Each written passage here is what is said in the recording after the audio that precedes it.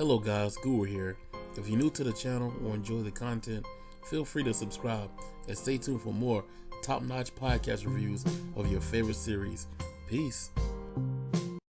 What's up, people? It's Guru coming at you again with another video. Today's topic, Scum's Wish, episode 2. I know I'm kind of late with this one, man, but I had to get it out. Busy day at work, guys, so hey, please forgive me. But another good episode. We got a little bit more into these characters. We see that the girl that tried to snitch on Hanabi back in the day when she was racing with the quote unquote brother, and saying like that's not her father, and they cheated because they won.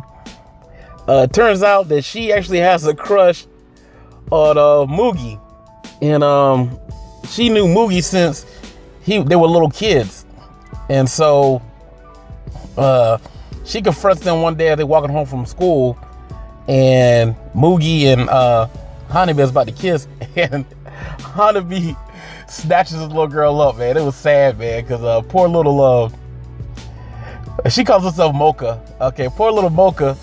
She has a lot of little mouth. You like little dogs? They got a lot of bark, you know, with no bite.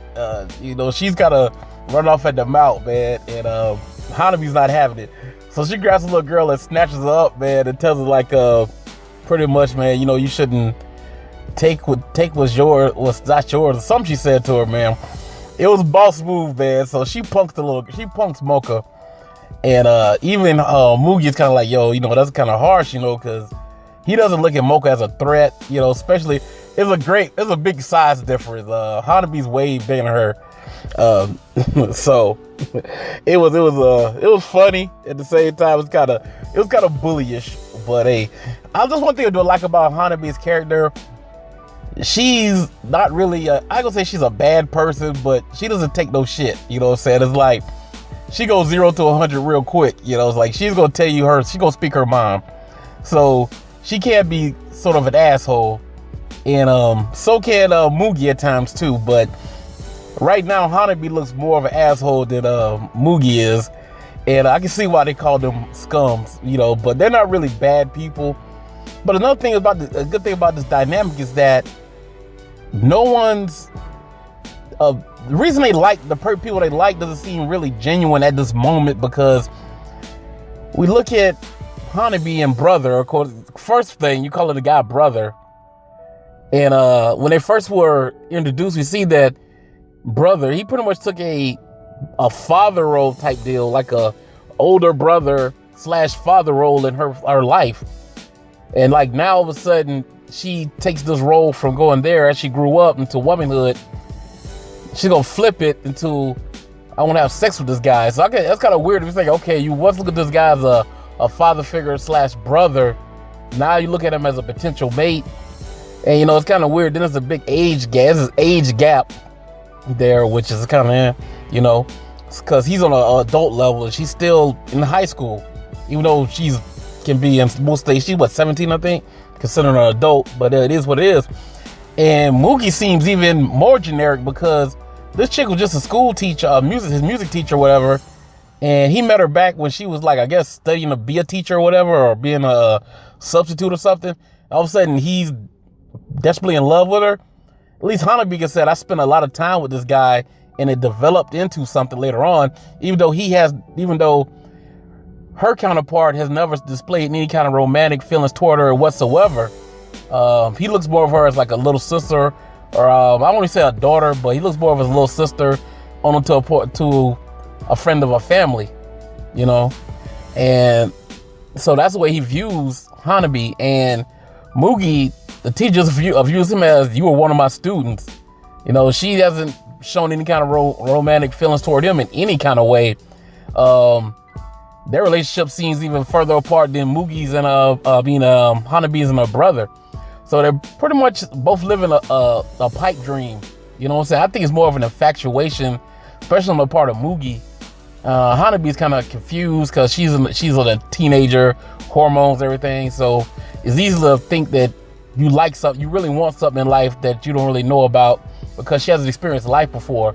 And as far as being around a man, she's only been around this guy, brother, so that's all she know. And so it's kind of scary to like say, okay, let me step out beyond that and see what the world's has for me in love and other guys, you know. So that's why a lot of people grow more in college, because they on their own, they get experience things, they find life out for themselves instead of being so directed, you know. They follow their own instincts, and you're supposed to learn from your mistakes. And she hasn't got to that point yet, so she's just living the now and what she knows. It's pretty much safe, I guess. Even with this relationship with Mugi, is a fake relationship, but yet it still could grow into something special if she let it. Same thing with him, it could grow into something special if he lets it. And we can see that they kind of do have some kind of like toward each other, because I guess they share the same pain, so that brings these two together. And the fact that they're sharing each other's bodies, once you start getting kind of intimate with a person, you do share some things. So they're getting closer. Is it going to be a romantic closer or a physical closer or whatever, you know? But they are getting closer, because when they were we saw that when they were in the karaoke shop and they were singing and they started making out. Usually he wants her to call him brother or by his name, but she slips up and says Mugi. So she's not viewing, they're engaged in these intimate acts, and she's calling out his name now instead of the brother. So is she like forgetting about the brother? I mean, a brother, it sounds weird saying brother. I forgot the character's name right now. But so we flash back, and then we see the Mugi, he has a flashback of another female, and it didn't like the the music teacher to me. It looked like a totally different teacher. I mean, female, and she had a bathing suit on. She said something about like, yeah, touch me, Mugi. So like I said before in my last review, I'm pretty sure that Mugi has way more experience with females than Hanabi has with males.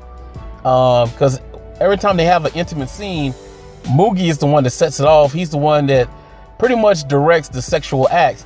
There's a point, you know, we all see that he told her to stick her tongue out, and she does it. You know, and they have this like big sloppy kiss and everything. And he's the one that gropes her most time. Remember, he pretty much is about to go all the way with her on the first time she came to his house.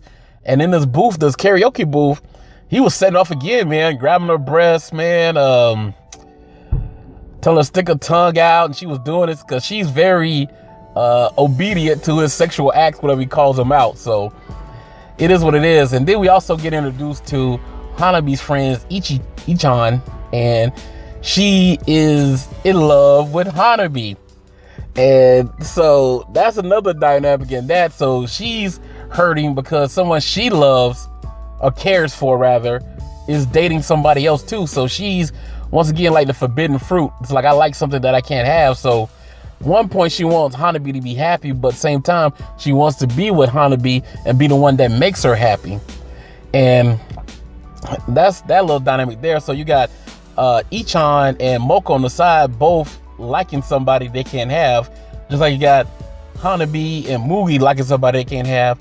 And then the brother and the music teacher are the two ones that seem like they genuinely like each other, because they're both adults, they're both working in the same school, and they're organically coming together.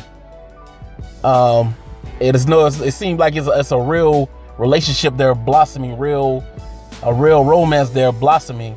Because we saw one point in time when Hanabi was helping brother carry his books, some books with some files into this closet, and she was about to touch him because they were alone in a dark room. And she started hearing the music teacher play her piano, and he automatically just zoned in on the music, and it took away from Hanabi, and of course that was hurting, you know. And so this is very good. I like this show, man, because I like shows like romance and relationships and stuff like that, you know. Even though I'm a man's man, I like this little dynamic. Japanese, the anime does it real good, and so does Asian drama. But the other thing, at the very ending, we see that Ichan is invited over to Hanabi's house for a sleepover, because Hanabi wants to dive in deeper into who Ichan likes. So Ichan kind of takes it, I don't know, it's like her first, a chance, an opening, you know, to Hanabi. Even though she doesn't really know where it's going, but the optimist in her wants it to go where she wants it to go. And so she says she's gonna go. And because we see that Mugi had teased Hanabi earlier about not having any friends. And she said Ichan, and then she like, name more, and she couldn't really name anymore. And then on the phone call, she actually said, that's the only one I need is Ichan, you know. And so that was cool. Another thing was when we saw the Hanabi try to do relationship advice with the two girls, and the chick got cheated on by this guy named Hero, and he was like the star. I guess he was like a little pretty boy. He was an alpha male, and then this little simp, older dude, but he had more going for him. He was older, had stuff going on in life beyond sports, and you know, he was more mature. But she was more attracted to, of course, Hero, because Hero was an alpha male.